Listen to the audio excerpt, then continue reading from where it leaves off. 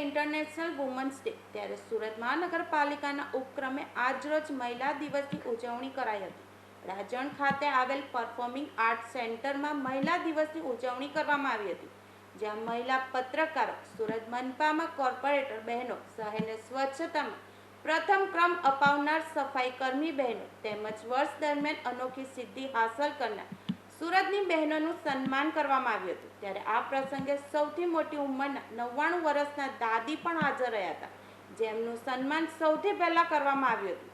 ત્યારે આ પ્રસંગે mayor Dakshesh Mavani, deputy mayor Narendra Patil, દંડક ધર્મેશ વાણિયાવાલા સાથે વિવિધ સમિતિઓના ચેરમેન હાજર રહ્યા હતા અને હાજર મહિલાઓને પ્રોત્સાહિત કરી હતી